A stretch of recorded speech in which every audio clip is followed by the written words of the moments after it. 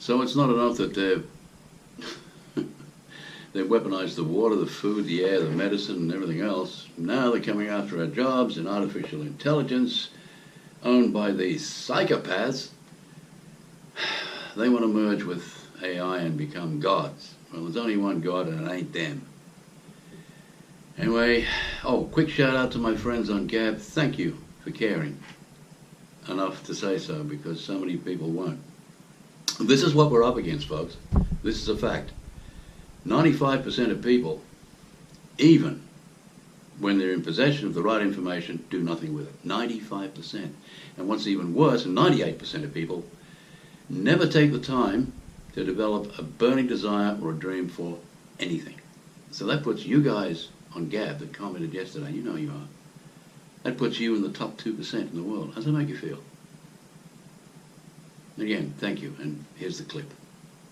Getting into this article out of the London Guardian, this is the exact stuff I read from the United Nations and Ray Kurzweil and Google and all of them, 14, 15, 16, 17, 18 years ago. And this is their religion, it's their game plan, it's what they've adopted, it's where they're going. And they can rationalize that they're going to keep all the technology and power for themselves because they're the saviors of the planet. And because they got in control, it's social Darwinism, they deserve to be in control. They deserve to run this operation because the fact that they're in control is prima facie, or on its face, that they are the heir apparents to the world. Well, here's the deal.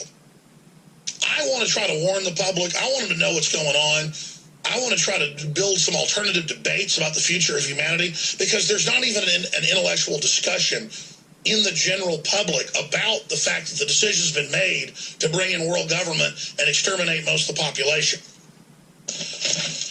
Artificial intelligence, Homo sapiens, will be split into a handful of gods and the rest of us. How many times have I told you the elite want to become gods? And they've had the New York Times and others make jokes about it. A new report suggests that the marriage of AI and robotics could replace so many jobs that the era of mass employment could come to an end. It's suggested? Is that why Bill Joy, 16 years ago, wrote Why the Future Doesn't Need Us, and said he went to a conference with 200 top tech owners and billionaires, and the consensus was, we're not just going to let humans sit around and play video games all day. We're going to let them play video games while we build the robot takeover. We're going to basically bioweapon you and get rid of you. It's not scary to have world leaders talking about how they're going to kill everybody. Let's just make fun of Alex Jones and have Bill Maher make a joke about it. But you might not end up being reassured. If you wanted relief from stories about tire factories and steel plants closing, you could try relaxing with a new 300-page report from Bank of America Merrill Lynch, which looks at the likely effects of robot revolution. But you might not end up being reassured, though it promises robot carriers for an aging population. It also forecasts huge numbers of jobs being wiped out, of 35% of all workers in the UK, unless we demand tires that stay human-made. See, nobody's got, this is like the big revolution, free trade, fair trade, all these cultural movements. I've meant for over 15 years to start a foundation. And I've said this, it's like a pro-human development foundation.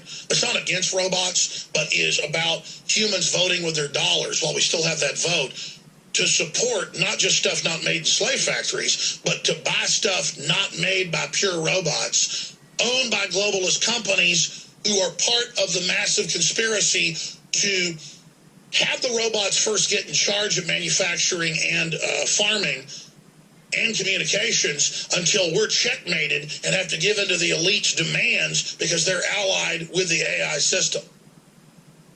And whether you think that's coming or not, that's the plan the elites say they're going for. It's so incredible that we're alive watching all this happen, and I can't even get the average yuppie to stop watching a UT football game. What's wrong? You don't like a small group of psychos hijacking your country? Well, become president of the United States and change it from the... Never mind.